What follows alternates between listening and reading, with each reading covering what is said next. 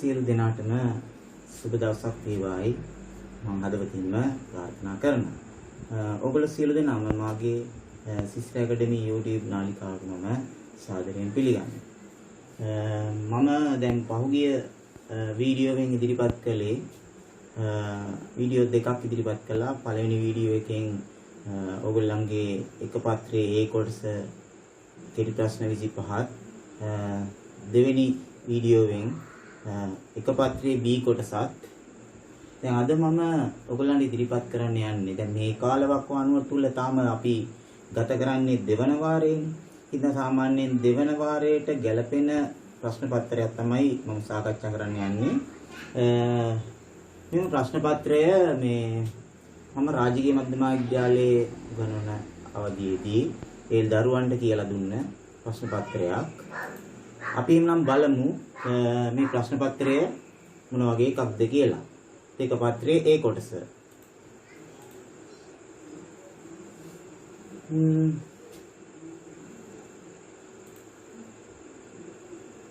බලන්න මේකේ පළවෙනි ගානෙන් කියන්නේ LCD රූපවාහිනියක් වටිනාකමින් 4න් එකක් ගෙවලා ගෙදර ගෙනියන්න පුළුවන්ලු. පසුව සමාන මාසික වාරික 24කින් මේක ගෙවා දාන්න පුළුවන්.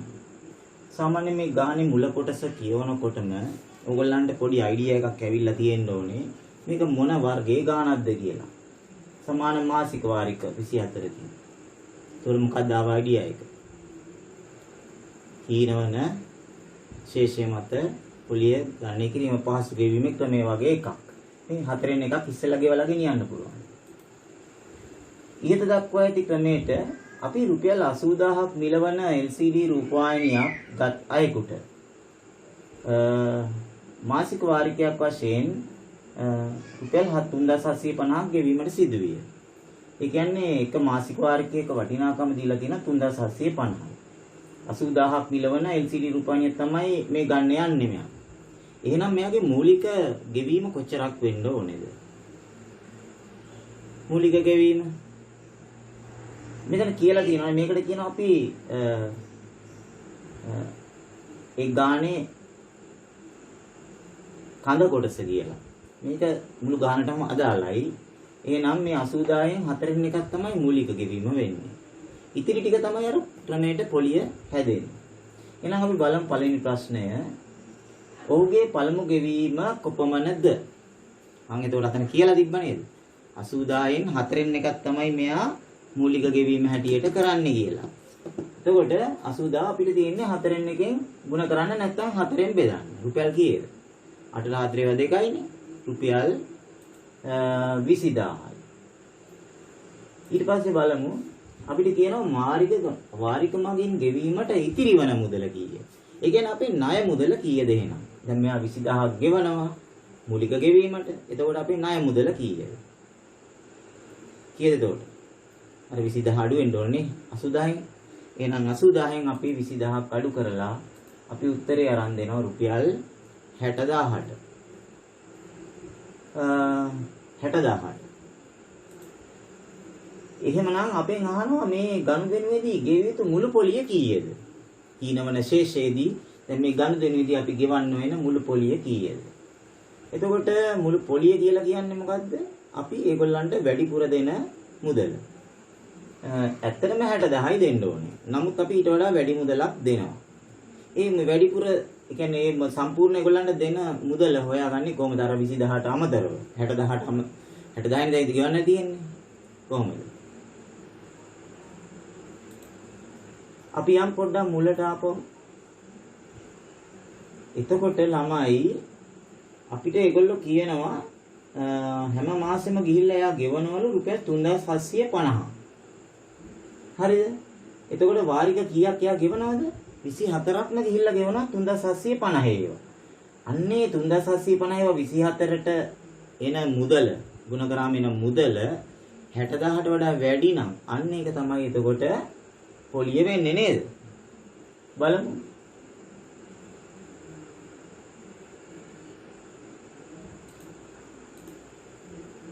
එතකොට මේ බලන්න 3750 24න් ගුණ කරාම එන උත්තරේ 60000ට වඩා වැඩි විය යුතුයි.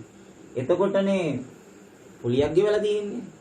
අපි බලමු දැන් 3750 ඔයගොල්ලන්ට 24න් ගුණ කරගන්න පුළුවන් නේද? ගුණ කරාම එන උත්තරේ අපි බලමු. ගුණ කරාම එනවා රුපියල් 90000. එතකොට 90000න් අපි 60000ක් අඩු කරාම අන්න ඒක තමයි පොලිය වෙන්නේ. රුපියල් කීයද? 30000ක්. රුපියල් 30000ක් පොලිය වෙනවා. ඊට පස්සේ අහනවා මාස ඒකකයකට පොලිය කොපමණද? ඒතර මාස ඒකකයකට පොලිය හොයන්න නම් එක මාස ඒකකයකට පොලිය හොයන්න නම් අපි මාස ඒකක කීයද කියලා හොයාගෙන ඉන්න ඕනේ. ඒතර මේ ගනුදෙනු ඔයගොල්ලෝ මීට කලින් කරලා තියෙනවා. ඊනවන ශේෂය. මේ මාස ඒකක ගණන කියලා කියන්නේ ළමයි. දැන් මේ අපි ඉඳලා ඉතුරුනේ 60000නේ. මේ 60000 අපි පොලිය නැතුව ගෙවුවොත් වාරික 24කින්. එතකොට 60000 24න් බෙදුවාම එන්නේ පොලිය නැතුව වාරිකයක වටිනාකම. හරිද? එතකොට පොලිය නැතුව වාරිකයක වටිනාකම එනවා. එතකොට මාස ඒකක් ගන්න කියන්නේ මේ මුළු ගනුදෙනුවේදී ඉස්සෙල්ලම දැන් 60000 24න් බෙදුවාම අපි හිතමු 2500යි කියලා. නිකන් හිතමුකෝ. හරිද? එතකොට ඒගොල්ලෝ මේ ක්‍රමයට පොලිය හදන්නේ පළවෙනි මාසෙට 60000ටම පොලිය හදනවා.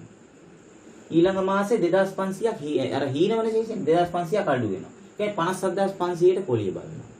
ඊළඟ මාසෙදී තව 2500ක් අඩු වෙනවා. 55000ට පොලිය බලනවා. එතකොට 2500 ඔහොම මේ වගේ යනකොට අන්තිමේට ඉතුරු වෙන්නේ එතකොට 2500යි. 2500 එකයි. හොඳේ?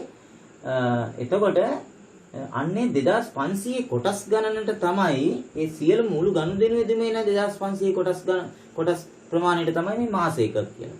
ඇත්තටම මේක හොයන්න තප්පර ගානෙන් පුළුවන්. අපිට ඒ සඳහා අවශ්‍ය වෙන්නේ වාරික කීයයිද කියන එක. වාරික 24යිනේ දැන් මේ ගානේ. එහෙනම් අපි මතක තියාගන්න වාරික ගණන 24 නම් මාස එකක් ගන්න හොයන්න 24 බෙදීම 2 ගුණ කරන්න ඕනේ 24 ධන 1කින්. නිකන් හිතන්න වාරික 30යි නම් මේ ගනුදෙනුවේදී තියෙන්නේ කියලා. එතකොට අපි කරන්න ඕනේ හරිනේ n බෙදීම 2 a ධන l වගේ. 30 බෙදීම වාරික 30 නම් 30 බෙදීම 2 30 ධන 1කින් ගුණ කරනවා. වාරික 18 නම් 18 බෙදීම 2 18 ධන 1කින් ගුණ කරනවා. දැන් මේකේ වාරික කීයද? 24. එහෙනම් 24 බෙදීම 2 24 ධන 1කින් ගුණ කරාම අපිට මාස ඒකක ගණන ලබා ගන්න පුළුවන්. මම දැන් අර කියවනේ වාරික 60යි නම් 60 බෙදීම 2 60 ධන 1කින් ගුණ කරනවා. ඔන්න ඔය මතකයක් තියාගන්න. එතකොට 24 දෙකෙන් බෙදාම 12යි 12 ගුණ කරන්න ඕනේ 24 1 25යි 12 25න් ගුණ කරාම කීයද? 12 25න් ගුණ කරාම 300. එතකොට මාස එකක් ගන්න 300 නම් මේ මෙතනින් ආවේ මුළු පොලියනේ. එතකොට එක මාස ඒකකයකට පොලිය හොයන්න මේ 30300න් බෙදන්න ඕනේ. මාස ඒකකයකට පොලිය හොයන්න මුළු පොලිය මේ මාස එකක් ගණනෙන් බෙදන්න. එතකොට 30300න් බෙදුවාම බිංදු දෙකක් කැපිලා යනවා 300 3න් බෙදුවාම 100යි. එතකොට බලන්න මාස ඒකකයකට පොලිය 100යි. දැන් ළමයි මෙහෙමයි. දැන් මේ කොහොම හරි වාරිකයක් එහෙම දීලා දැන් මේ ගනුදෙනුවේදී ඔයගොල්ලෝම ගෙනියන්නේ කොතනද? වාර්ෂික පොලි අනුපාතිකය සොයන්න.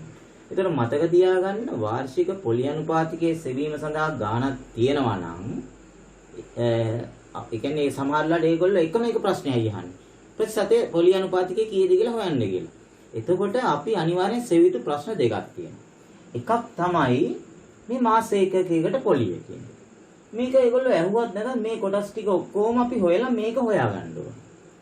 ඔන්න ඒක මතක තියාගන්න. මෙතන පොඩ්ඩක් ඔයගොල්ලෝ නෝට් ටික ලියා ගන්න. මෙතන තර ලකුණක් දාගන්න. හරිද?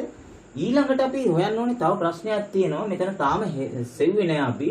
අර මම ඉස්සෙල්ලා නිකන් විහිළුවට වගේ කිව්වා නේද? පොලිය නැතුව ගෙවුවොත් මේ වාරික 24න් එක වාරිකයක් කීයද වෙනවා කියලා. මම කියවනේ 64 60000 24න් බෙදුවාම අර මම බොරුවට කිව්වේ 2000 කීයද මන්ද කිව්වේ 2500 නේද? එතකොට අනිවාර්යෙන් මේක 2500 මම විහිළුවට කිව්වේ. බලන් බෙදලා. එතකොට ඒ පොලිය රහිත වාරිකයක් අනිවාර්යෙන් හොයාගන්නත් ඕනේ. ඒක ප්‍රශ්න දෙකයි. මාසයකයකට පොලිය හොයාගන්නත් ඕනේ, පොලිය රහිත වාරිකයක් හොයාගන්නත්. අපි එහෙනම් ඊළඟ ප්‍රශ්නෙට. වාර්ෂික පොලි අනුපාතිකය සොයන්න. ඔන්න කියනවා දැන්. එතකොට අපිට අන්න දැන් දැකලා මම අර කිව්වේ මේ පොලි රහිත වාරිකයක් අනිවාර්යෙන් සෙවිය යුතුයි. එතන බලන්න පොලි රහිත වාරිකයක් හොයන්න 60,024න් බෙදෙනවා. බලමු කීයක් එනවද කියලා. මම විහිළුවට කිව්ව එක ආවනේ 2500. එතකොට 2500. එහෙමනම් ළමයි දැන් සාමාන්‍යයෙන් ප්‍රතිශතයක් පොලි අනුපාතික කියන්නේ ප්‍රතිශතයක්නේ. ප්‍රතිශතයක් හොයනකොට අපි මොකද කරන්නේ සාමාන්‍යයෙන් වෙන ගණුදෙනු වලදී? ප්‍රතිශතයක් හොයනකොට ඔව් අපි මොකද කරන්නේ? ප්‍රතිශතයක් හොයනකොට අපි භාගයක් ලියාගෙන ඒ භාගය 100%න් ගුණ කරනවා. අන්නේ භාගයේ හරයයි ලවයයි තමා මම අර කිව්ව ප්‍රශ්න දෙක. මොකද්ද? ප්‍රශ්න දෙක මොකද්ද? හොයාගත යුතුම ප්‍රශ්න දෙක මම තරලක්ම දාගන්න ඉන්නේ. පොලි රහිත වාරිකයක් 2500ක් අපිට ආවා. මාස එකකට පොලිය 300ක් ආවා. එහෙනම් අපේ භාගය තමයි 2500ට 300. අන්නේ ප්‍රශ්න දෙක මතක තියාගන්න. හැබැයි 300 කියන්නේ මොකද්ද? මාස එකකට පොලිය. මාස එකකට පොලිය. මාසකටනේ. මාස එකකට පොලිය. එහෙනම් වාර්ෂික කරන්න 12න් ගුණ කරන්නත් මතක තියාගන්න. එහෙමනම් අපේ භාගය මොකද්ද? 2500ට 100 නම් 100 අපි පොඩක් එහා පැත්තට යන්. ඔව් මාසයකට පොලිය 100 නේ ආවේ අපිට. තේරුණාද? 100 නේ ආවේ. එතකොට මාසයකට පොලිය 100 නේ ආවේ. එතකොට 2500ට 100 නම් ඒක 100ට 100න් ගුණ කරන්න ඕනේ මතක ඇතුව 12න් ගුණ කරේ නැත්තම් එන්නේ මාසික පොලිය අනුපාතිකය. ඒක වාර්ෂික කරන්න නම් අපි 12න් ගුණ කරන්න. ඒතර අපේ ප්‍රශ්නය ඉවරයි නේ. මේ බිඳු දෙකට මේ බිඳු දෙක කැපුවාම 25 එනවා යටට. 25 100ත් එක කැපුවාම මෙතනට 4 එනවා. 4 වරක් 12 කීයද? 48. 148ක පොලි අනුපාතිකයක් අය කරලා තියෙනවා මෙම ගනුදෙනුවේදී. වැඩිනේ ගිනි පොලි. හොඳයි ළමයි දැන් අපේ දෙවෙනි ගාන. මේ ඇත්තටම මේ පාඩම මම නම් අපේ මම ගණන ආනන්ද බාලිකා ජාතික පාසලේ මම මේ ඊනෝන ශේෂයේ පාඩම උගන්වලා තියෙනවා. ඉතින් ඒ ළමයින්ට නම් අමාරුවන්නේ මම හිතන්නේ ඔයගොල්ලන්ටත් මේ පාසල පවත්වපු කාල සීමාව තුළ මේක උගන්වන්න. සුළු කරන්න. පහ බෙදීම x වරක් x ධන 1 අඩු කිරීම දෙක බෙදීම x ධන 1. ඒතර අපි සාමාන්‍ය භාග ගානක් VGA භාග ගානක් හරි සාමාන්‍ය භාග ගානක් හරි හදනවා නම් අපි කූපෝගු ගන්න ඕනේ. මොකද ළමයි මේකේ කූපෝගු. මේකේ මුලට ඉලක්කම් එහෙම නැහැනේ. හරයන් වල. එහෙනම් අපි හැම සාධකයකම සාධකත්වයෙන් කරලා තියෙන්නේ. එහෙනම් හැම සාධකයකම වැඩිම බලගත්තොත් මේකේ x ගත්ත හැකි x ධන 1 ගත්ත හැකි. x වලත් පළවෙනි බලය x ධන 1ෙත් පළවෙනි බලය. ඒ කියන්නේ x වරක් x ධන 1 තමයි කූපෝගු. එහෙම නැත්නම් තව විදිහකට හිතනවා නම් මේ හරයේම මේ හරය බාටපත් මේ හරය බාටපත් කරන්න මේකේ උඩයි යටයි x වලින් ගුණ කළාම හරිනේ. මේක x වලින් ගුණ කළාම මෙතනට x එනවා. මේක x වලින් ගුණ කළාම 2x වෙනවා. ඒ කියන්නේ 5 ඍණ 2x උඩට එනවා. බලන්න. දැක්කද?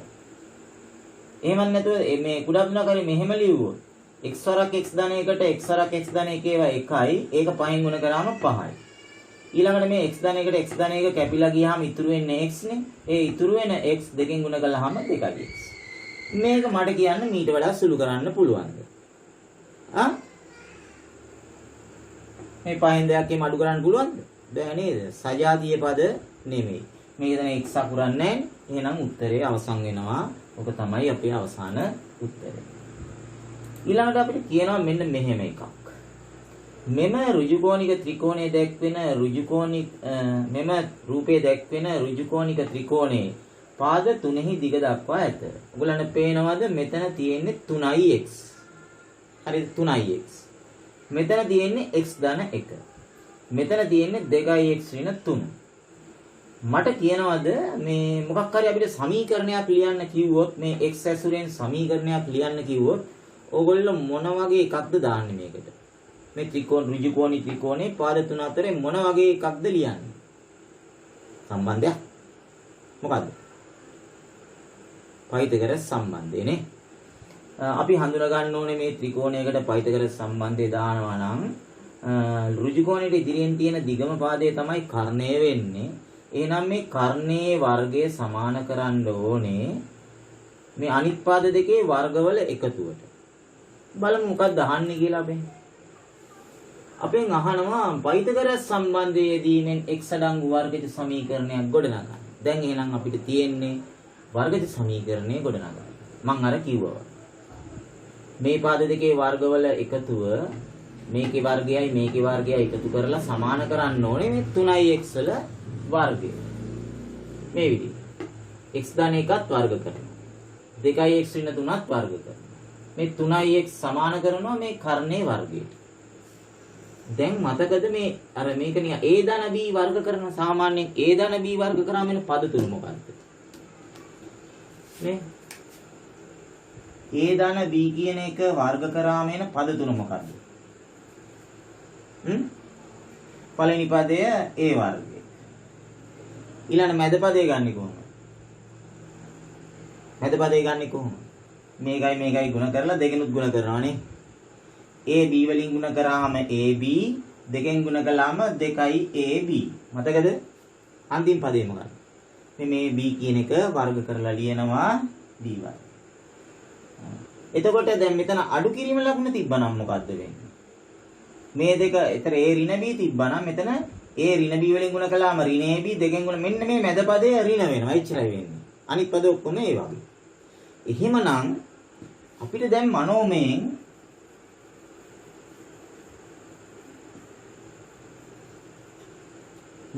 මේක වර්ග කරන් බලන්න. කියන්න බලන්න. x ධන එක වර්ග කරාම එන්නේ මොකද්ද? x වර්ගය එනවා. ඊළඟ මේ දෙක ගුණ කරාම එන්නේ 1x දෙකෙන් ගුණ කළාම ඊළඟ ධන 2x එනවා. ඊළඟ එක වර්ග කරාම 1. හරිද? ඊළඟ මේකත් වර්ග කරනවා. 2x වර්ග කරාම එනවා 4x වර්ගය. ඊළඟට මැද පදේ මේකයි ගුණ කළාම එන්නේ ඍණ 6x දෙකෙන් ගුණ කළාම එන්නේ ඍණ 12x.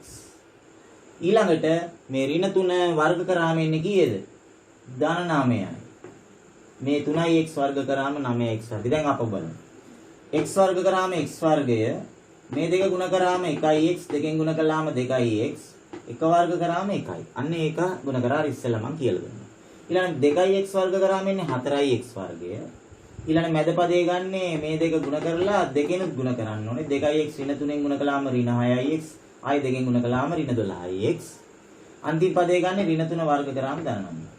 එතකොට මේ 3x කියන එක ආයෙත් 3x වලින් ගුණ කළාම එන්නේ 9x වර්ග කරාම 9x වර්ගය. ඊළඟ එක જાති පද හඳුනා ගන්න. x වර්ගය තියෙනවා 4x වර්ගය තියෙනවා. එතකොට මේ දෙක එකතු කරාම 5x වර්ගය වෙනවා. නේද? ඊළඟට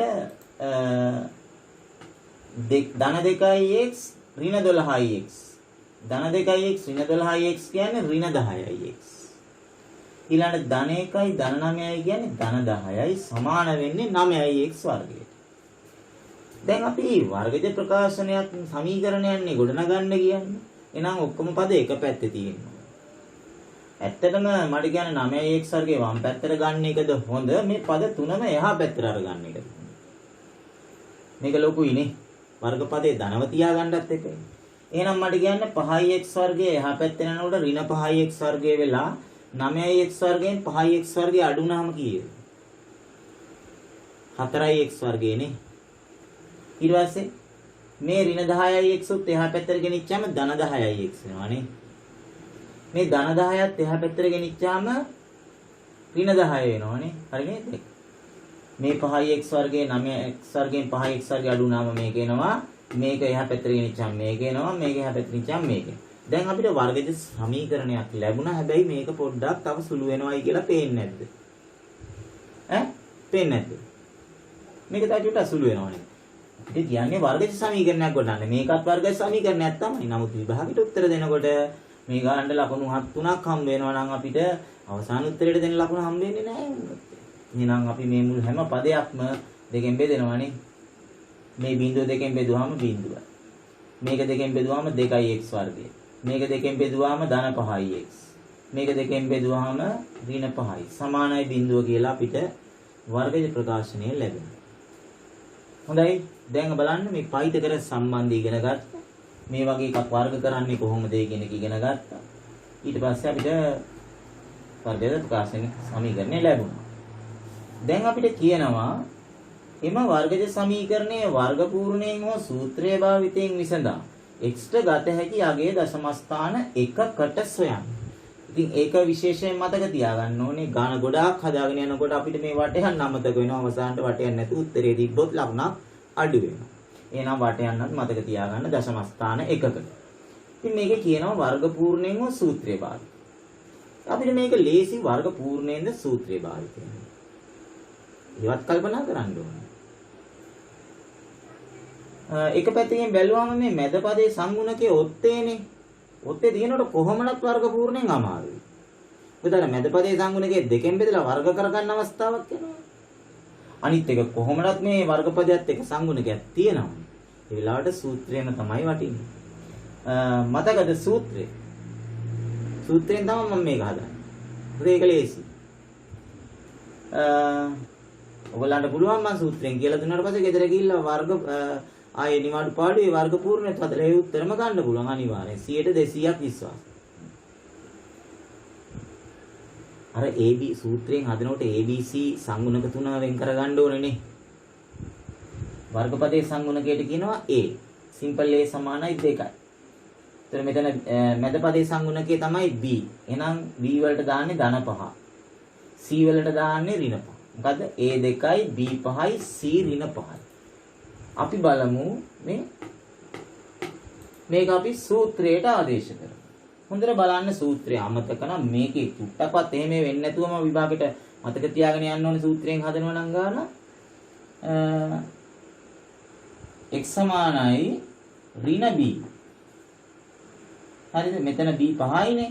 එතකොට මෙතන ආදේශ කරනකොට මෙතන b වලට 5 දැම්මම මෙතන ඍණ ලකුණුකුත් තියෙනවා. ඍණ 5. අඩු කිරීම මේ b වලට 5 දාන්න.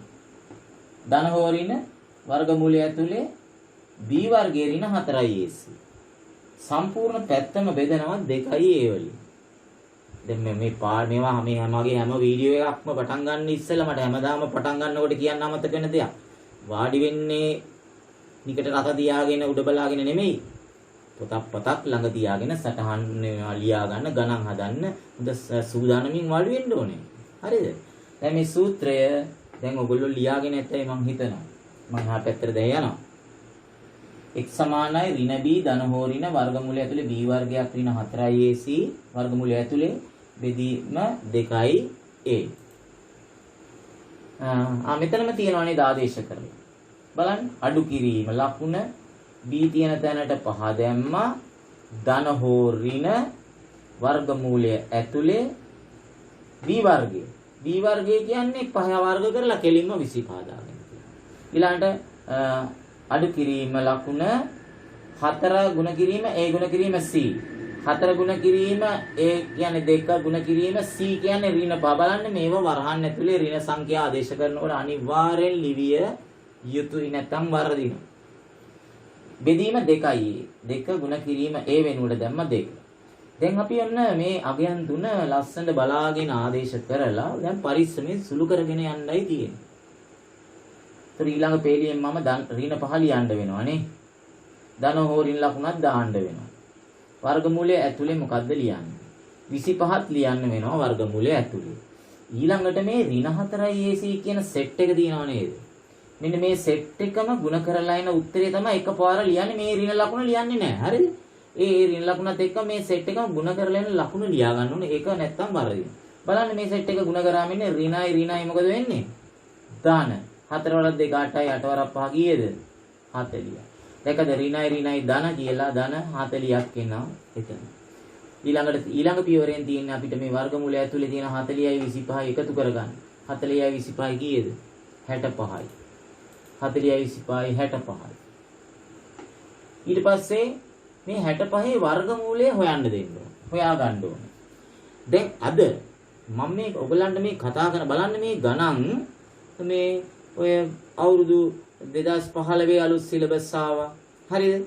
එතකොට අර ප්‍රශ්න පත්‍රවල ප්‍රශ්න වල දෙන ලකුණු ප්‍රමාණයන් තමයි වෙනස් වෙන්නේ. සිලබස් වල චූටි වෙනස්කම් තියෙනවා.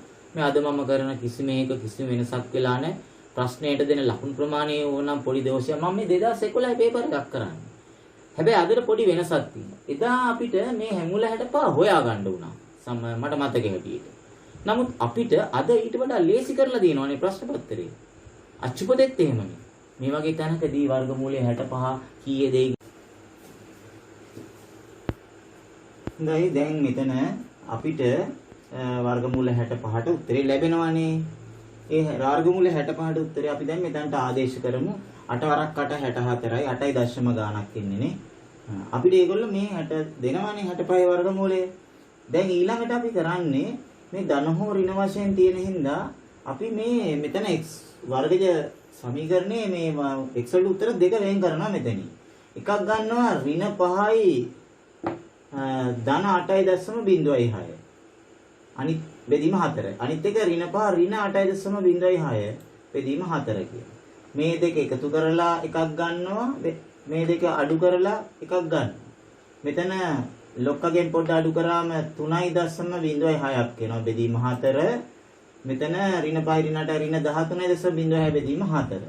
ඊට පස්සේ අපි මේ දෙක මොකද කරන්නේ? 4ෙන් බෙදා ගන්න ඕනේ බොහොම පරිස්සමෙන්. 3ට 4 බිඳුවයි ඊට පස්සේ දශම තිත 30ට 4 7යි 28යි දෙකක් ඉතුරුයි 26ට 4 6ක් ඒ විදිහට බෙදාගෙන යනවා මෙතනත් එහෙම. දැන් මෙච්චර මහන්සිලා හති දාගෙන හදලා දැන් අමතක වෙන කාරණයක් තියෙනවා මොකද්ද? අර වට යන්න තිබ්බනේ මතකද? ඒකට අපි පළවෙනි දශම ස්ථානයට වට යන්න ඕනේ. මේ මෙතනට වැටෙවුවම දකුණු පැත්තේ තියෙන 6 ඉලක්කම හින්දා මේ 7ට එකක් එකතු වෙනවා 0.8යි.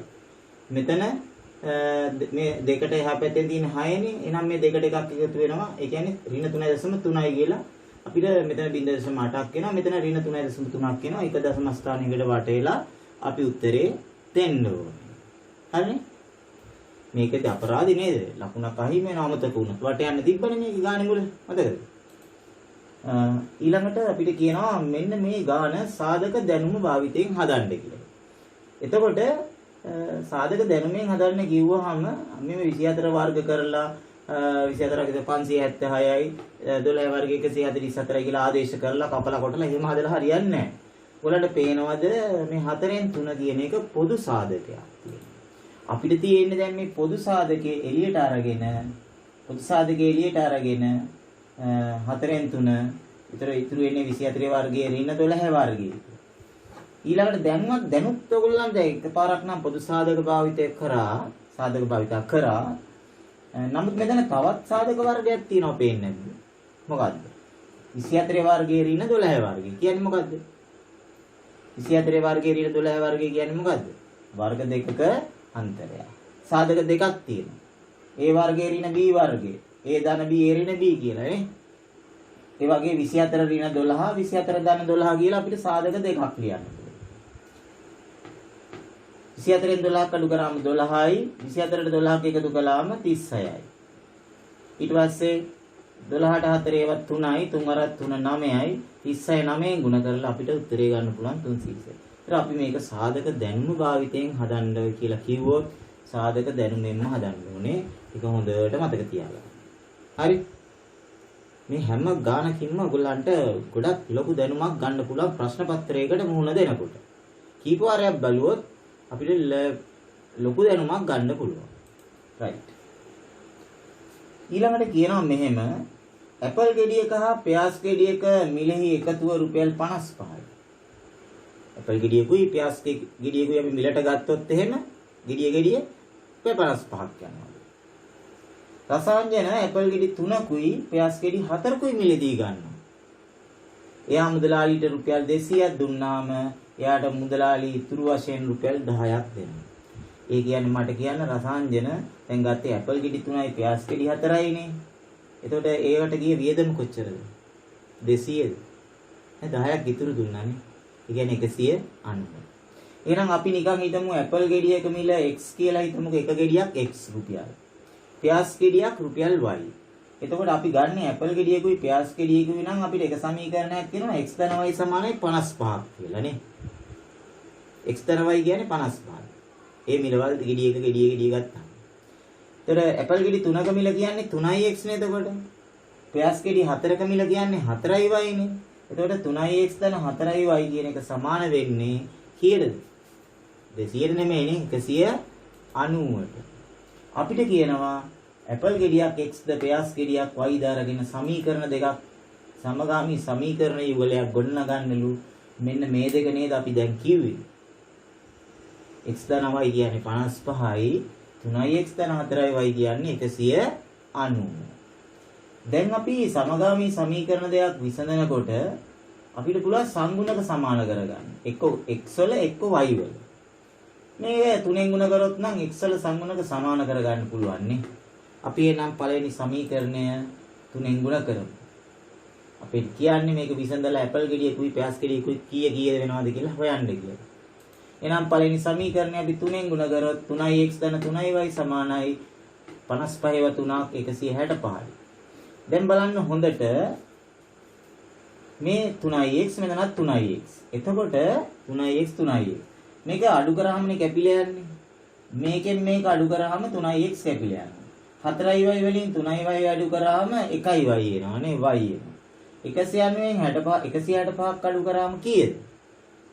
190න් 165ක් අඩු කරාම 25යි. අපිට කෙලින්ම එනවා 3x කැපිලා ගියා. මෙතන මේක අඩු කරාම y එනවා. 190න් 165ක් අඩු කරාම 20. y කියන්නේ 25. ඊළඟට මේ y වලට 25ක් මේ මෙතනට ආදේශ කරොත් x ධන 25 කියන්නේ 55නේ. එහෙනම් x සමාන වෙන්නේ 55න් 25ක් අඩු කරාම. 55න් 25ක් අඩු කරාම කීයද? x වෙන්නේ 30. ඒ කියන්නේ මේ x කියන්නේ ඇපල් ගෙඩියක් නේද? ඇපල් ගෙඩියක මිල රුපියල් 30යි. මේ y කියන්නේ මොකද්ද? පෙයාස් ගෙඩියක මිල රුපියල් 25යි. ඇපල් ගෙඩියක මිල රුපියල් 30යි. පෙයාස් ගෙඩියක මිල රුපියල් 25යි. එහෙනම් අපි දෙක හෙව්වනේ. මෙතන පියවරවල් කීපයක් අඩුයි. ඇත්තටම දැන් මේ වගේ ගානක් දුන්නාම ලකුණු 4යිනේ හම්බ වෙන්නේ. සමීකරණ දෙක ලිව්වට ලකුණු 2යි. මේ උත්තර දෙක අරන් දුන්නාට ලකුණු 2යි. ලකුණු 4යි. තව වැඩිපුර ලකුණක් දුන්නොත් මේක 3ෙන් ගුණ කරාට පිට දෙයි. ඊට වඩා නම් දෙන්නේ නැහැ නේ. ඕන ලකුණු පාට වඩා මේ වගේ ගානකට දෙන්නේ නැහැ. හරි. ඊළඟට මෙන්න බලන්න ප්‍රස්ථාර ගාන y සමානයි x ඍණ 1 වර්ගයේ ඍණ 4 ශ්‍රිතය. අගේ ඇතුළත් වගුවක් මම පල්ලෙහාට දෙනවා. හරි වගුව පැත්තකට දාමුකෝ. මම ඔයගොල්ලන්ගේ වීඩියෝකින් පෙන්වුවා නේද ප්‍රස්ථාර වීඩියෝකින් සම්පූර්ණයෙන්ම. ප්‍රස්ථාරයක් නොඇඳ ශ්‍රිතයක් නොඇඳ ප්‍රස්ථාරයක් නොඇඳ ප්‍රශ්න වලට උත්තර දීම පිළිබඳව. ඒකේ මගේ පළවෙනි ආකෘතිය තමයි මම විස්තර කරේ මෙන්න මේ ආකෘතිය. මතකද? මේකෙන් කියන්න පුළුවන් මේ වර්ගපදයේ ලකුණ ධනනේ ඉන්නේ. ඔය වරහන වර්ග කරාම ධන x වර්ගයක් එන්නේ. එහෙනම් මේ ශ්‍රිතය අවම. එහෙනම් අවමාගේ තමයි කීයද අපි අඳින ප්‍රස්ථාරයේ අවමාගේ ඍණ 4ක් වෙන්න ඕනේ. ෂුවර් ආයෙත්. ඊළඟට මේ x ඍණ 1 සමාන කරොත් බිඳුවට මේ වරහන ඇතුලේ තියෙන x ඍණ 1 සමාන කළොත් බිඳුවට x ඍණ 1 සමාන කළොත් බිඳුවට x සමානයි කීයද? 1. මේ අපිට එන්නේ සමමිතික අක්ෂය සමීකරණය. අපි මේක ඇඳලා බලමු. සමමිතික අක්ෂය සමීකරණය අපිට sure and short x සමානයි 1යි. එහෙනම් අනිවාර්යෙන් අවම ලක්ෂය තියෙන්නේ සමමිතික අක්ෂය මතනේ. එහෙනම් x කණ්ඩාංකය 1යි y කණ්ඩාංකය ඍණ 4යි. අවම ලක්ෂයේ කණ්ඩාංකය 1 ඍණ 4 කියලා අපිට ලැබෙයි. අපි බලමු ලැබෙයිද කියලා. right. මම නැවත එම වීඩියෝවේ තියෙන කොටසක් මතක් කරා. right මෙන්න අපේ වගුව. අප මං එදා කිව්වා හිස්තැන් එකක් හෝ දෙකක් පුරවන්නයි කියලා. මෙන්න ඇවිල්ලා තියෙනවා. අපි එහෙමනම් මේ හිස්තැන් දෙක සම්මිතිරණු පුරවන්න එපයි කියලාත් මං එදා උපදෙස් දුන්නා. මේ සමීකරණ ප්‍රස්ථාරයේ සමීකරණයට අපි x සමානයි ඍණ 1 එකකට ආදේශ කරමු. x සමානයි 3 අනිත් එකට ආදේශ කරමු. මේ ප්‍රස්ථාරයේ සමීකරණයට ඍණ 1ත් ආදේශ කරමු x තියෙන තැනට ධන 3ත් ආදේශ කරමු. මෙතනට ඍණ 1 දැම්මොත් ඍණ 1 ඍණ 1 කියලා වරහන් ඇතුළට එනවා. මෙතනට 3 දැම්මොත් 3 ඍණ 1 කියලා වරහන් ඇතුළට එනවා. ඍණ 1 ඍණ 1 කියන්නේ ළමයි කීයද? ඍණ 2යි.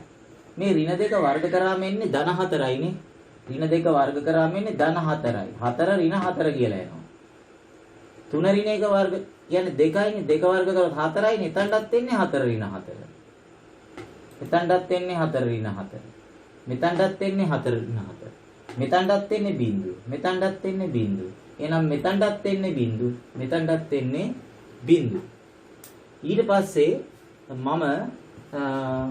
මම නෙවෙයි ප්‍රශ්න පත්‍රයේ ඊළඟට අනිවාර්යෙන් දෙන ප්‍රශ්නේ මොකද්ද? ප්‍රස්ථාරය අඳින්න. ඒගොල්ලෝ සමහර විට කියන සුදුසු පරිමාණයක් තෝරගෙන අඳින්න. එහෙම නැත්නම් කියනවා කුඩා කොටු 10ක් මෙහෙම අරගෙන අඳින්න කියලා. අපි බලමු මේ සුදුසු පරිමාණය මොකද්ද කියලා. බලන්න x අක්ෂයේ ඍණ පැත්තට 2යි යුනිට් 2යි ධන පැත්තට 4යි යුනිට් 4යි 4යි 2යි 6යි බිඳුවටත් එකක් අයින් කරාම 7යි. මම ඔයගොල්ලන්ට කිව්වා මේ පැත්තට කුඩා කොටු 10 ඒවා 7ක් අපිට අඳින්න පුළුවන් අපේ විභාගෙට ලැබෙන ප්‍රස්තාර කොලේ. චූටි කොටු 10 ගොඩවල් 7ක් තියෙනවා. සෝරි 9ක් තියෙනවා. අපිට ඕන වෙන්නේ 7යි මේක. මේ පැත්තට 9ක් තියෙනවා. මේ පැත්තට තියෙනවා කුඩා කොටු 10 ඒවා 13ක් කියලා මම එදා කිව්වා. බලන්න y වලට කොහොමද තියෙන්නේ? වැඩිම ධන 5 අඩුම ඍණ 4. වැඩිම ධන 5 අඩුම ඍණ 4. වැඩිම ධන 5 අඩුම ඍණ 4. එතකොට ඒ කියන්නේ 5යි 4යි 9යි බිඳුවටත් එකක් අයින් කරාම 10යි. අපිට කුඩා කොටු 10 ඒවා 13ක්ම තියෙනවානේ මේ පැත්තට. එහෙනම් ඇත්තටම කුඩා x සහ y අක්ෂ දෙකම කුඩා කොටු 10ක් යුනිට් එක ගානේ අරගෙන අඳින්න කියලා තමයි මේ තියෙන්නේ නේ. x සහ y අක්ෂ දිගේ කුඩා කොටු 10කින් ඒකක එකක් නිරූපණය වෙන පරිදි මේ ශ්‍රිතය අඳින්න කියලා. ඊට පස්සේ අර එහා පැත්තේ දැන් ඛණ්ඩාංග තිබ්බනේ. ඒ ඛණ්ඩාංග ටික අපි අක්ෂ දෙක මෙහෙම ලකුණු කරලා ඒ ඛණ්ඩාංග මේකේ ලකුණු කරනවා. පරිගණකයෙන් මේක අඳිනකොට මම මෙහෙමයි. මෙතන කුඩා කොටු 10ක පරතරයෙන් 10න් 10ට තමයි මේ ලකුණු කරලා තියෙන්නේ. මේ පැත්තට 10න් 10ට. මේ පැත්තට 10න් 10ට කියලා හිතන්න. දැන් මේ මෙතන මේ දුරට වඩා මේ දුර වැඩි වුණාට මට මේක ඇඳ ගන්නකොට මේ හැම පරතරයක්ම කුඩා මේ 10 මේ පරතරයක් 10යි මේ පරතරයක් කුඩා කොටු 10යි කියලා හිතාගෙන දැන් මම මේකේ ඛණ්ඩාංග ටික ලකුණු කරනවා. මේ ලකුණු කරලා තියෙන්නේ ඍණ 2 5. මේ ලකුණු කරලා තියෙන්නේ ධන 4 5. මේ ලකුණු කරලා තියෙන්නේ ඍණ 1 බිඳුව. මේ ලකුණු කරලා තියෙන්නේ 3 බිඳුව. මේ තියෙන්නේ ඍණ 3 මේ බිඳුවේ ඍණ 3. මේ තියෙන්නේ 2 ඍණ 3. මේ තියෙන්නේ 1 ඍණ 4. අපි ඊට පස්සේ මේක බොහෝම සියුම්ම සුමටව මේ විදිහට ප්‍රස්ථාරය මෙන්න මෙහෙම ප්‍රස්ථාරය බොහෝම සුමට වක්‍රයක් අඳින්න ඕනේ. සුමට කියන්නේ වංගු තියෙන්න බෑ. ওই විදිහට සුමට වක්‍රයක් ඇඳ ගන්න ඕනේ අඩි කෝදු පාවිච්චි කරන්නේ නැතුව. දැන් මම එහා පැත්තට යන්න ඕනේ. එතකොට ඔයගොල්ලෝ පොඩ්ඩක් මතක තියාගෙන ඉන්න මෙන්න මේ කාරණා ටික. මේ අපේ වක්‍රය මේ මෙතන කැපෙන්නේ ඍණ 1ේදී හොඳේ. මෙතන කැපෙන්නේ 3ේදී. ඒක විතරයි චුට්ටක් මතක තියාගෙන ඉන්න ඕනේ. ඍණ 1 සහ 3. හරිද? බලමු මම එහා පැත්තට යනවා දැන්. අපිට අහනවා ඔබ ප්‍රස්ථාරය ඇසුරෙන් සම්මිතික අක්ෂයේ සමීකරණය මොකක්ද? සම්මිතික අක්ෂයේ සමීකරණය මොකද්ද? 1 හරහා යන්නේ x. x සමාන 1. මට කියන්න අවමාගේ කීයද? ඍණ 4යි. අර දැක්කද ප්‍රස්ථාරයේ සමීකරණය දිහා බලලා ඍණ 4 කිව්වනේ. මට කියන්න අවම ලක්ෂයේ ඛණ්ඩාංගය 1 ඍණ 4 නේ. 1 ඍණ 4. ඉස්සෙල්ලත් අපි ඒක කිව්ව අඳින්න නැතුව. අවමගේ ඍණ 4යි අවම ලක්ෂයේ ඛණ්ඩාංකය 1 ඍණ 4යි. ඔය තමාන වැත්තේනේ. ඒ වර්ධන ලක්ෂයේ ඛණ්ඩාංකය 1 ඍණ 4. ඊළඟට ශ්‍රිතේ ඍණවන x ගේ පරාසය. ශ්‍රිතේ ඍණවන x ගේ පරාසය.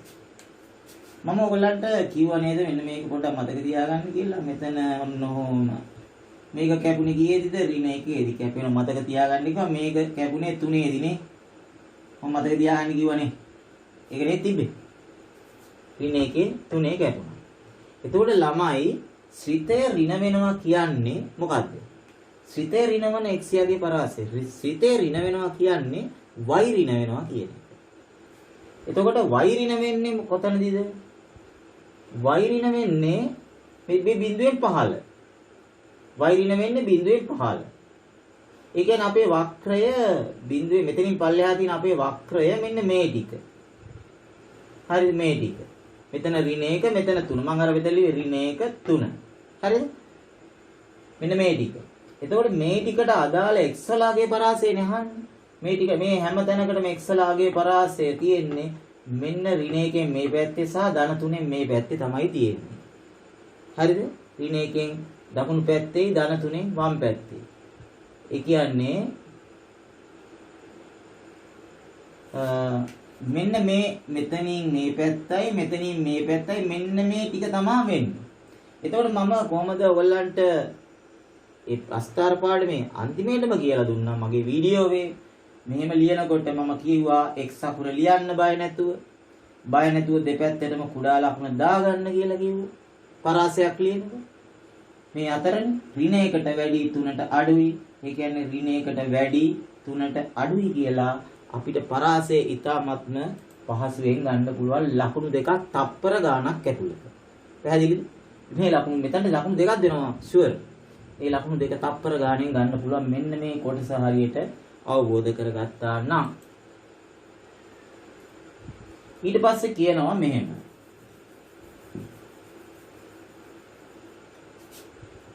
ඉහත ප්‍රස්ථාරයේ සමීකරණයත් ඔබ ඇඳි වක්‍රයත් නිරීක්ෂණය කරමින්.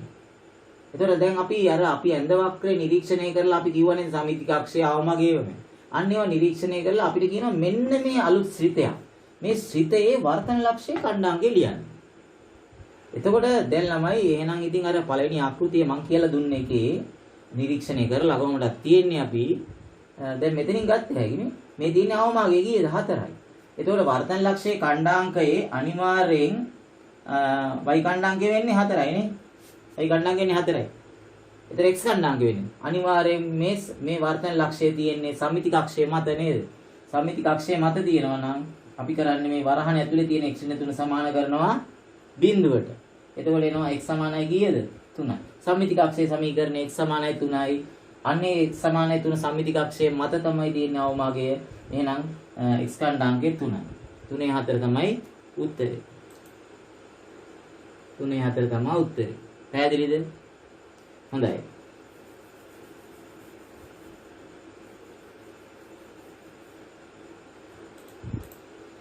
අපේ පස්වෙනි ගාන රූප සටහනක් දීලා තියෙනවා අපිට. ABC ත්‍රිකෝණයේ BC පාදය D දක්වා දික් කර ඇත. මෙම D දක්වා දික් කරලා තියෙනවා. රූප සටහන ඇසුරින් පහත හිස්තැන් පුරවන්න. හොඳයි. හිස්තැන් කෙසේ වෙතත් මට කියන්න මේ රූපේ දැක්කම මොකද මතක් වෙන්නේ? මොනවා වගේ ජ්‍යාමිතික තොරතුරුද ඔයගොල්ලන්ට සිහියට එන්නේ?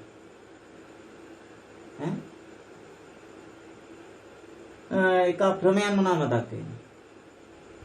දැන් මේ වෙලේ සපාද සමානයි වගේම මුකුත් නැහැ. අපිට මතක් වෙන්න ඕනේ මේ කෝණ දෙක එකතු කරාම කීයද? සරල කෝණයක් මතක් වෙන්න ඕනේ. 180. තව එකක් කියන්න බලන්න. මේ තියෙන්නේ බාහිර කෝණයනේ. මේ බාහිර කෝණය කිව්වහම මතක් වෙන්නේ මොකද්ද? මේ බාහිර කෝණය සමාන වෙනවා මොකකටද? මෙන්න මේ අභ්‍යන්තර සම්මුඛ කෝණ දෙකේ එකතුවට. තවත් එකක් මතක් වෙනවනේ. මොකද්ද? මේ කෝණ තුන ගැන මතක් වෙන්නේ නැද්ද මොකුත්? මේ කෝණ තුන එකතු කරාම කීයද? අංශ 280. මේ රූප සටහනෙන් ඔන්නේ තොරතුරු තුනනේ අපිට මතක් වෙන්නේ. නවව තමයි අනිවාර්යෙන් හිස්තැන් වලට පුරවන්න ඇත්තේ. මේ තියෙන්නේ ACD කෝණය සමානයි මොන කෝණ දෙකේ එකතුවට? බාහිර කෝණ, අභ්‍යන්තර සම්මුඛ කෝණ. A මුල්ලයි B මුල්ලයි. A අකුර මැදට දාලා A මුල්ල ලකුණු කරනවා, ලියනවා. B අකුර මැදට දාලා B මුල්ල ලියනවා. මේ බලන්න ඉස්සෙල්ලා තියෙන B අකුර මැදට දාලා B මුල්ල ABC කෝණය මේක. ඊළඟ ලියලා තියෙන A අකුර මැදට දාලා BAC කෝණය මේක. මේ දෙක එකතුවට සමාන වෙනවා. නෑ හිස්තැන් දෙකයි ඈ. ඊළඟට අපිට කියනවා මේ හිස්තැන මොකක්ද වෙන්නේ? ACD ට මොකක් එකතු කරොත් 180ද?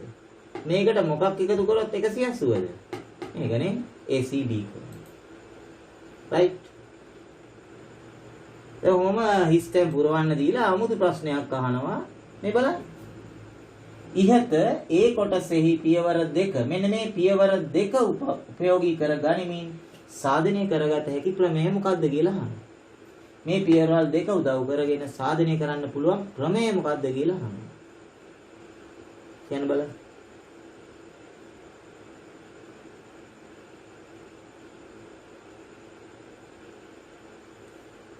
මොකද්ද? නිකන් හිතන්නකෝ දැන් ACD කෝණය මේ දෙකට සමාන වුණා නේද එකතුවට. මම මේකෙත් ACD තියනව නේද?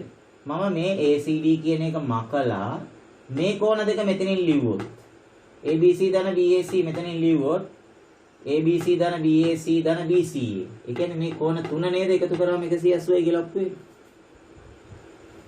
මේ ACD වෙනුවට මම මේ B කෝණයයි A කෝණයයි මෙතනින් ලියනවා. ඊට ඒක C කෝණයත් එක්ක එකතු වුණාම කෝණ තුන එකතුව. මෙන්න මේකනේ අපි ඔප්පු කරන්නේ. කියන්නේ මේ ඔප්පු වෙන ප්‍රමේය මෙන්න මේකයි. ත්‍රිකෝණයක කෝණ තුන එකතු අංශක 180ක් බව සාධනය කරන්නේ එන්නේ එහෙමයි. හරිද? එතකොට මතක තියාගන්න විධිමත් සාධනයට මේ සාධනය කරලා එන්න පුළුවන් ක්‍රමයක් කියලා මතක තියාගන්න. ත්‍රිකෝණයක අභ්‍යන්තර කෝණ තුන එකතුව 180 බව සාධනය කරන්න කිව්වොත් ඔයගොල්ලෝ මේ පියවරවල් දෙක ලියලා ඒකෙන් තමයි මේක කෝණ තුන එකතු කරාම 180 කියලා සාධනය කරන්නේ. මේක වෙනුවට මේ දෙක මෙතනින් ලිව්වහම හරි. රයිට්. මේ රූපයේ AB සමාන්තරයි CD වේ. මේක මේ රූපයේ AB සමාන්තරයි CD වේ. ඒ වගේම මේ BAC කෝණය 55යි. මේ මෙතනට 55ක් දාගන්නවා අපි. හරිද? ඒ වගේම B කෝණයයි D කෝණයයි සමානයි. මේ B කෝණයයි මෙන්න මේ D කෝණයයි මේ දෙක සමානයි. මේක දැන් 55යි. මේ කෝණ දෙක සමානයි. ඒ වගේම B කෝණයයි D කෝණයයි එකතු කරාම 100යි. මේ දෙක එකතු කරාම 100යිලු මේ කෝණ දෙක සමානයි. එහෙනම් මට කියන්නේ මේක කීයද?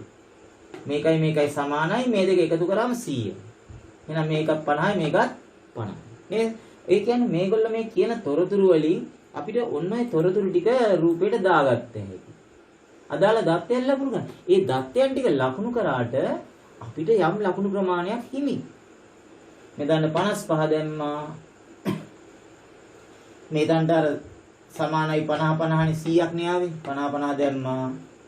ඒතර මේක නම් ඇත්තටම දත්තයන් නෙමෙයි. මේ වැඩිපුර කෑල්ලක් මේ දාලා තියෙන්නේ 55.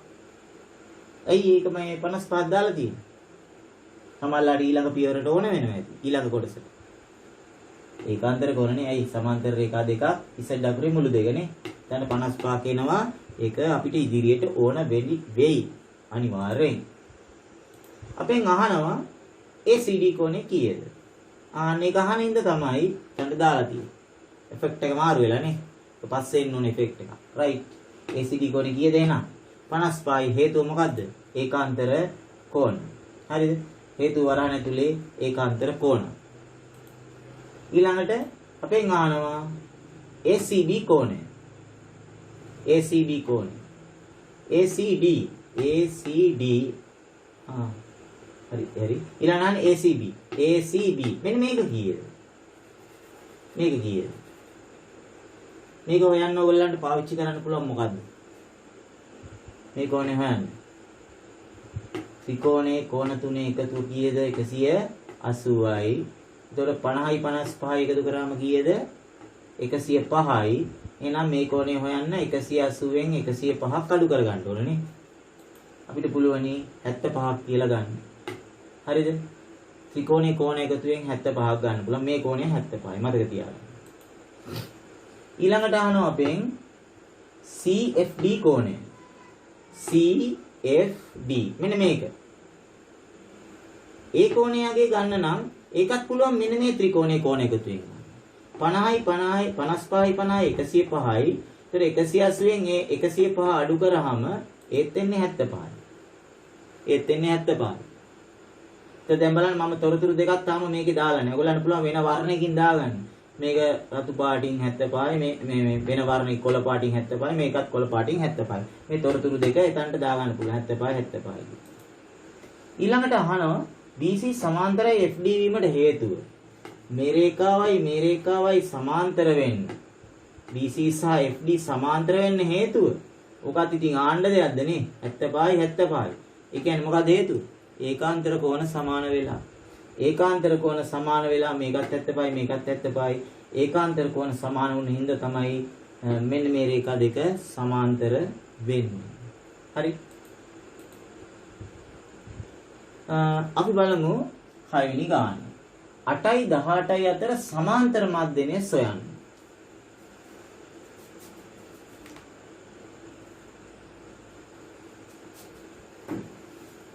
අටයි 18යි අතර සමාන්තර මධ්‍යනය සොයන්න.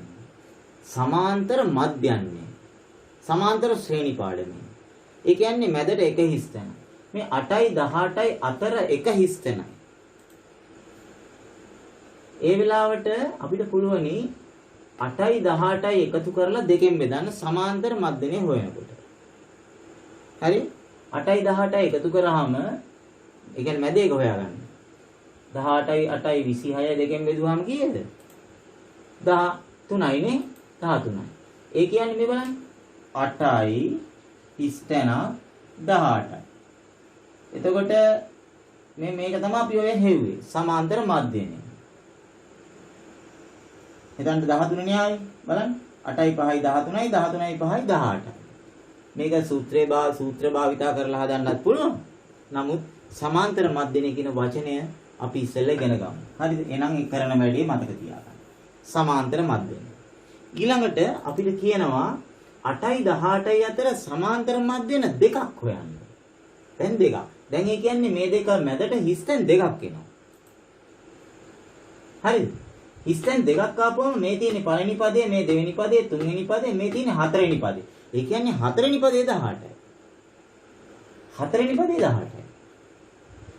මට කියන්නකො හතරවෙනි පදයේ කොහොමද A සහ D ඇසුරෙන් ලියන්නේ? දැන් පදේ වෙන්නේ T n සමාන A ධන n ඍණ 1යි D නේ. ඒතර හතරවෙනි පදේ ලියනකොට 4 ඍණ 1යි D. කියන්නේ 3යි D. A ධන 3යි D. එහෙනම් ඇත්තටම හතරවෙනි පදේ ලියන්නේ A ධන 3යි D කියලා. මම එදා මතක් කරා. A ධන 3යි D සමානයි 18යි කියලා අපිට ලියා ගන්න පුළුවන් නේ හතරවෙනි පදේ 18යි. A ධන 3යි D සමානයි 18යි. මම A වෙනුවට 8 දානවා. ඒ කියන්නේ 8 ධන 3යි D සමානයි 18යි. මේ 8 එහා පැත්තට අරන් යනවා ඍණ 8යි කියලා. ඒතර 18න් 8ක් අඩුනාම කීයද? 18න් 8ක් අඩුනාම 10යි නේ. 3යි D සමානයි 10යි. එහෙනම් D සමානයි 10 බෙදීම 3යි කියන්නේ 3යි 3න් 1. 3යි 3න් 1.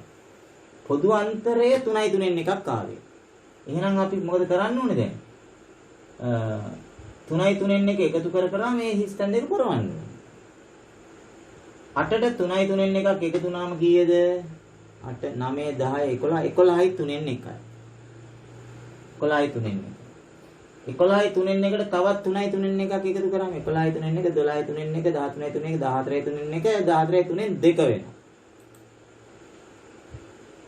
එතන මේකට තවත් 3යි 3න් 1ක් එකතු කරාම 14ට 3ක් එකතු කරාම 17 නේ. එතන 17යි 3න් 2යි තව 3න් 1කුත් එන්න එක. එතන 17යි 18 වෙනවා. 3න් 3 නේ 18. එතන ඒ විදිහට පද දෙක අපිට ලියන්න පුළුවන්. ඊළඟට කියනවා මෙහෙම. සමාන්තර ශ්‍රේණියක 6 වෙනි පදයේ 17ක් වන අතර 10 වෙනි පදයේ 33ක් වෙනවා. A හා D අඩංගු සමගාමී සමීකරණ දෙකක් ගොඩනගන්නද? ඒ කියන්නේ 6 වෙනි පදයේ 17යි. දැන් මෙතන ලිව්වා නේද 4 වෙනි පදය 18යි කියලා. 4 වෙනි පදයේ 18යි කියලා ලිව්වේ A හා D වලින් කොහොමද? 4 වෙනි පදේ ලිව්වේ A ධන 3යි D සමානයි 18යි කියලා. 4 වෙනි පදේ ලිව්වේ A ධන 3යි D. එහෙනම් 6 වෙනි පදේ ලියන්නේ කොහොමද?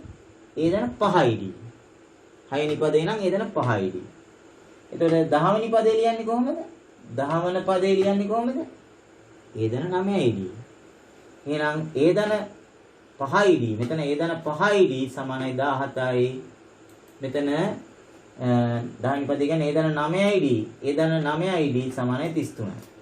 එතකොට අන්න ඒ විදිහට මෙතනදී 4 වෙනි පදය 18යි කියලා මෙහෙම ලිව්වා වගේ 6 වෙනි පදය 17යි කියලා මෙහෙම ලියවෙනවා. 10 වෙනි පදය 33යි කියලා මෙහෙම ලියවෙනවා. දැන් මේ සමගාමී සමීකරණ දෙක විසඳලා A හා D සොයන්න කියලා තමයි අපිට දෙනව ඇත්තේ. A හා D සොයන්න. ඒත් අපේ සමගාමී සමීකරණ දෙකෙන් මේ සුළු කරලා දෙකෙන් කඩු කරාම 16යිලු බලමු. දෙවෙනි එකෙන් පළවෙනි එක අඩු කරාම A කැපිලා යනවා. මේකෙන් මේක අඩු කරාම 9යි D වලින් 5යි D අඩු කරාම 4යි D එනවා. 4යි D සමානයි 33න් 17ක් අඩු කරාම කීයද? 16යි නේ. 4යි D සමානයි 16ක් එනවා. එහෙනම් D සමානයි කීයද? 4යි. D වලට 4යි. ඊට පස්සේ අර සමීකරණයකට ආදේශ කරන්න ඕනේ. මේ සමීකරණ දෙකෙන් පහසු සමීකරණයේ D වලට 4ක් ආදේශ කරමු. මේකට පහසුයි කියලා හිතනවා නම් මේකට D වලට 4ක් දාමු. 5ක් 4 20යි. නේද? ඒ විදිහට දාමු. නැත්තම් මේකට බලමු කොයිකට දාලා තියෙන්නේ කියලා.